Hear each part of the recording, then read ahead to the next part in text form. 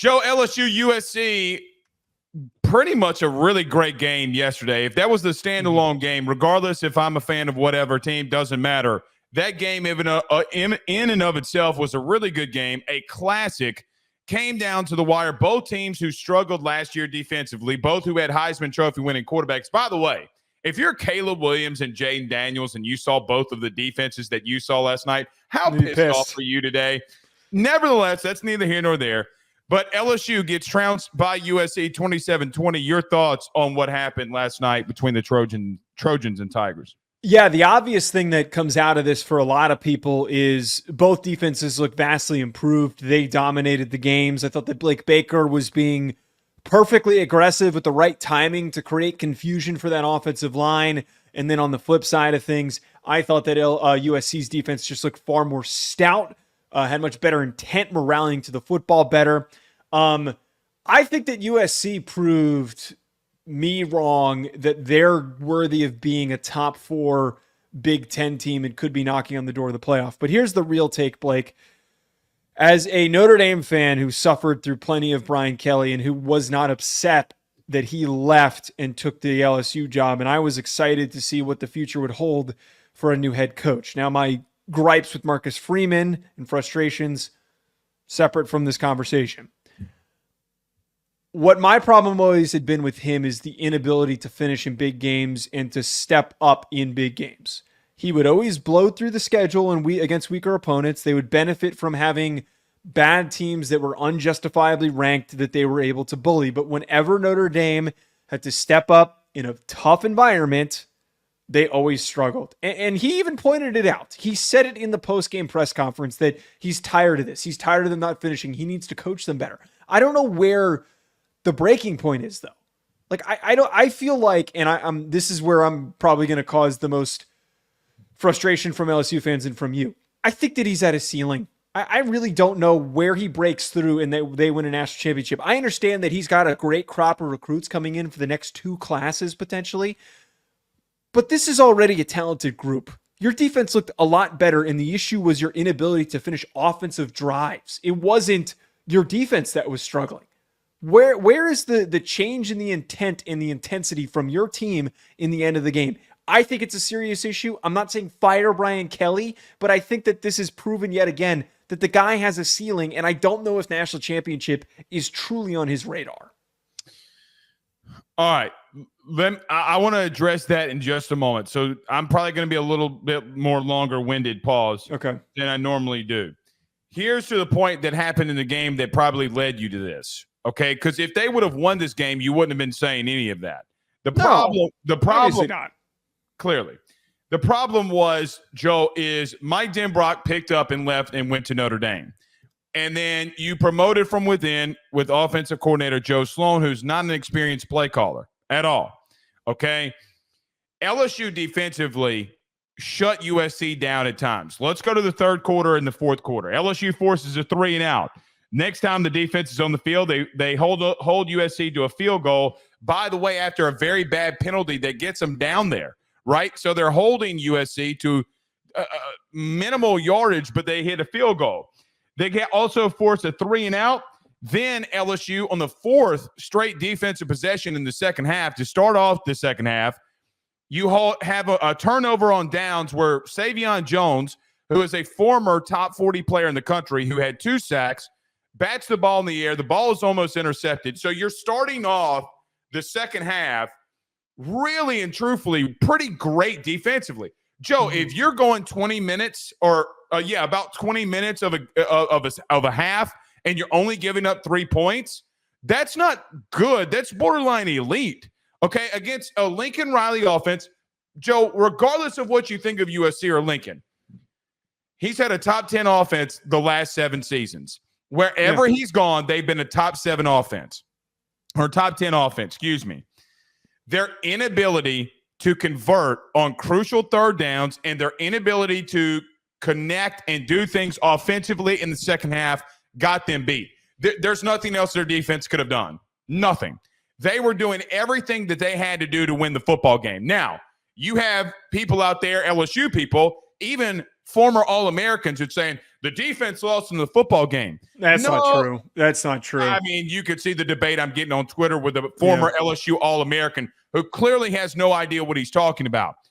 The bottom line here is Garrett Nussmeier had 24 passing attempts that were 10 yards or less of the 38 total attempts that he had.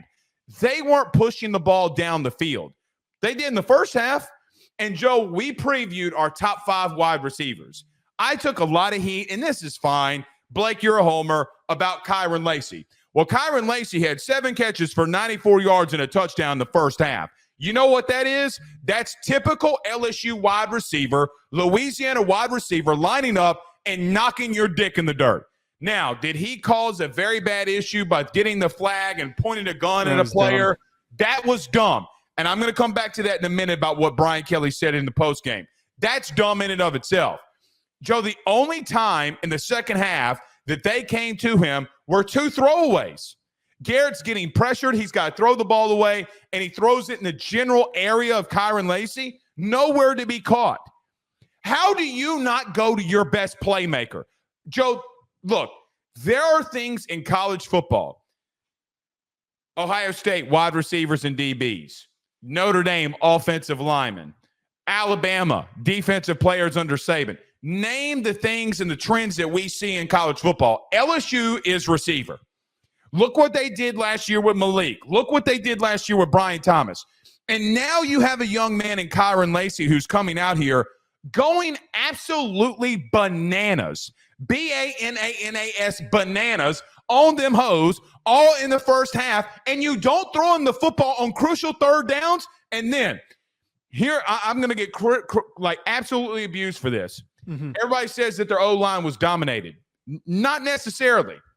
They didn't give up a sack. But here's the thing that I thought D'Anton Lynn out-schemed Joe Sloan. Spread them out and run the football. Why are you bringing everything in so tight? Yeah, Joe, in the second half, I went back and looked at this today. USC on third downs had at minimum on 8 plays, 8 players in the box. And you tried to run the football. 8 plays with 8 players in the box, and you try to run and you can't convert. You want to know why? You only have 7 guys in. You're going to have a free rusher in there.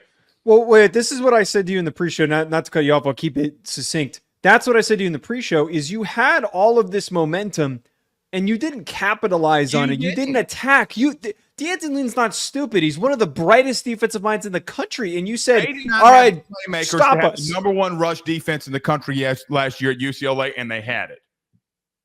Exactly. They knew. At the line of scrimmage, okay, yes. And he forces you to get quick reads out.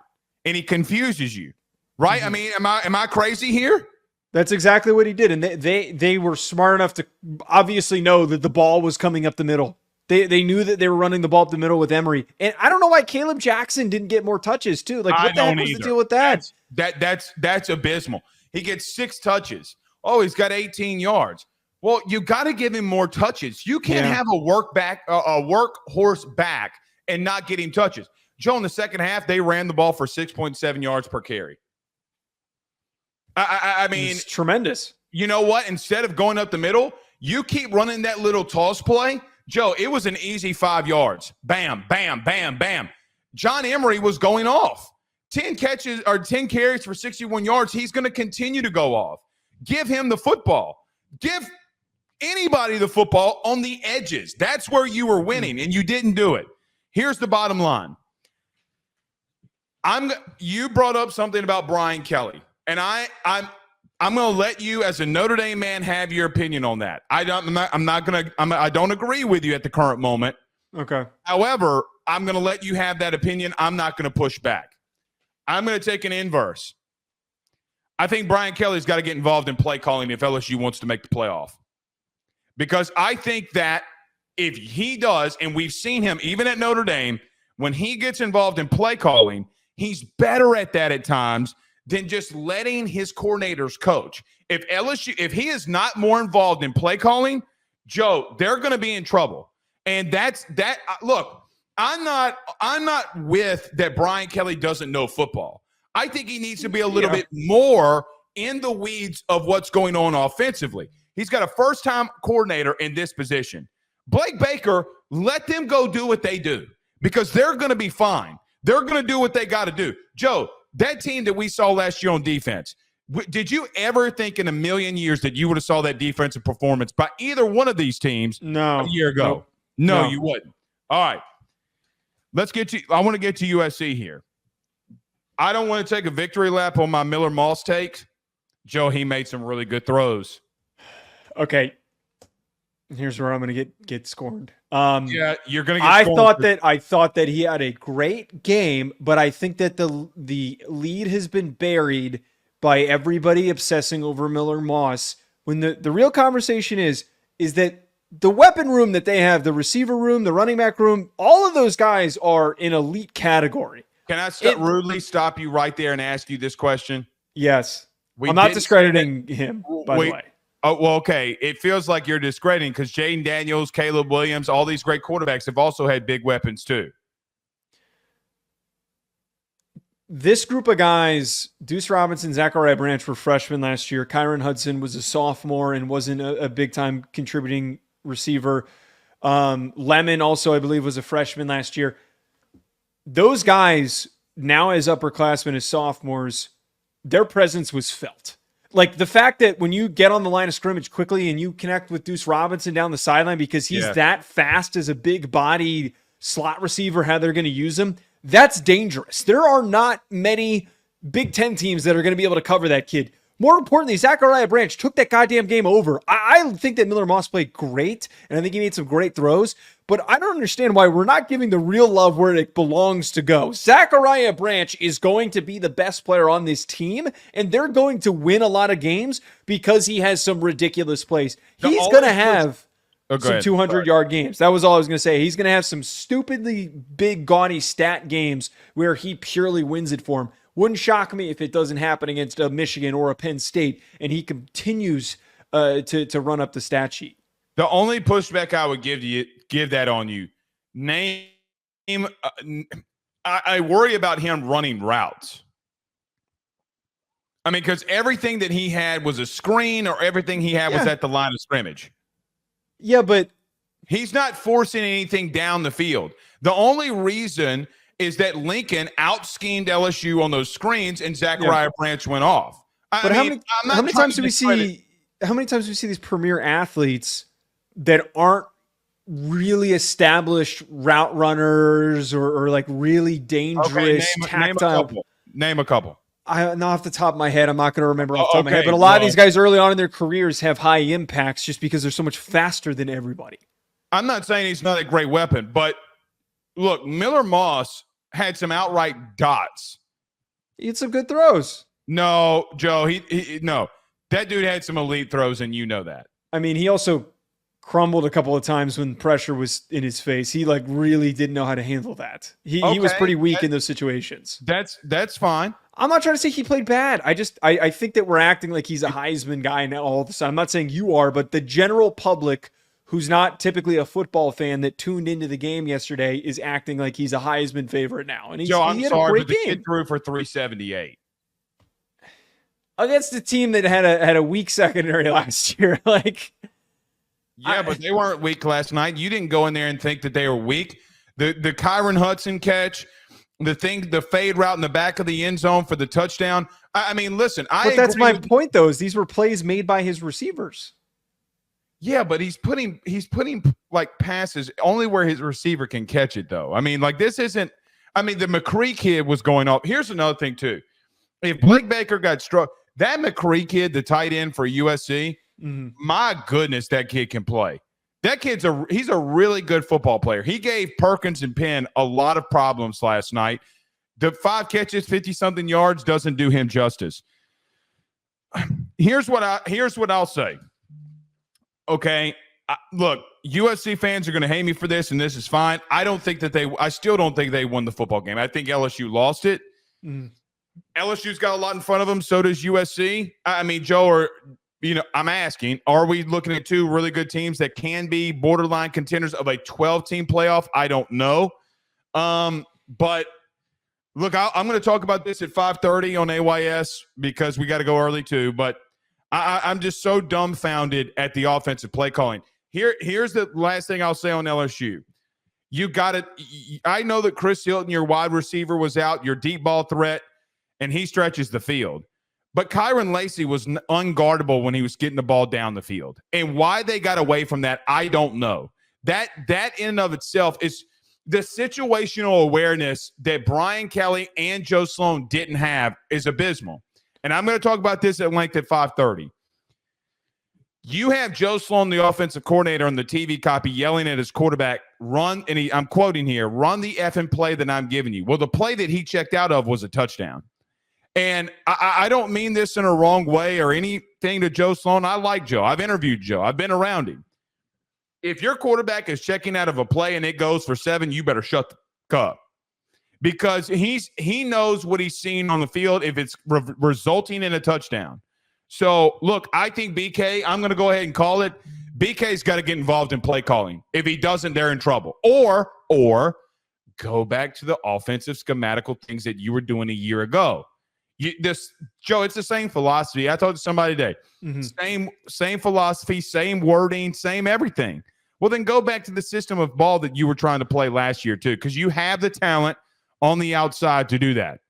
I actually agree with that thought that it would be to LSU's benefit to try and have Brian Kelly call the plays. I think that he is successful and smart enough as an offensive-minded coach that it would be a better result than allowing Joe Sloan to do it. It's clear that he does not have enough exposure to enough circumstances to know how to handle certain situations. But to go back to the point that you brought up with USC, though, I just want to round that thought out with, I think LSU has a lot of work to do still to prove that they're a playoff team because they have a tough schedule.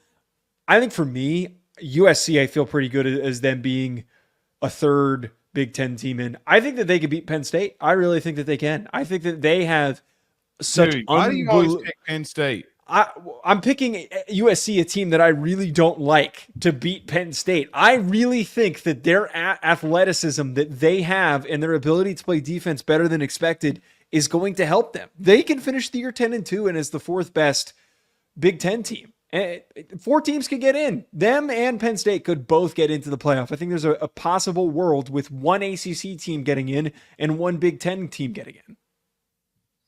We'll see, man. We'll see. Penalties. I see Chris H's comment in there. We're talking about Nuss, needing to check the ball down more. Well, he checked it down a little too much. They coached him a little too hard on that. All right. This video is sponsored by the online fitness training camp presented by Chris Gates Fitness. When I first started talking about Chris, about partnering with our show, not only was I excited to have a fitness sponsor for our pod, but more importantly, when I found out about how he can help people achieve their goals, I was even more bought in, because when the football season starts, it is so tough to stay on top of things and also to be able to enjoy yourself on Saturdays when it's game day.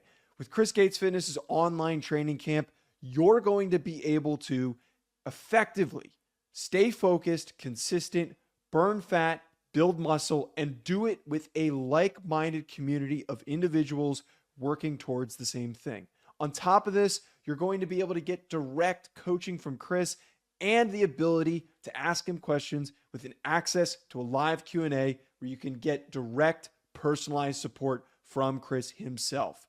Don't wait any longer. If you're trying to get in shape during this fall and you want to be able to do it with the right support system, head on over to chrisgatesfitness.com/training camp or click the link in the description. And you need to do it today because you can get the first month. Personal training is expensive, folks. The first month for only $10 when you use that code RuffinoJoe. Don't wait any longer. Head on over there. BetOnline remains your top spot for all of your live betting action and contests. NFL, college football, UFC, NHL are all in full swing. BetOnline is your number one source for wagering news, odds, trends, and predictions with both desktop and mobile access at any time. Head to BetOnline today and use promo code BELIEVE, that's BLEAV, for 50% off your first deposit. That is a 50% welcome bonus. Bet online, where the game starts.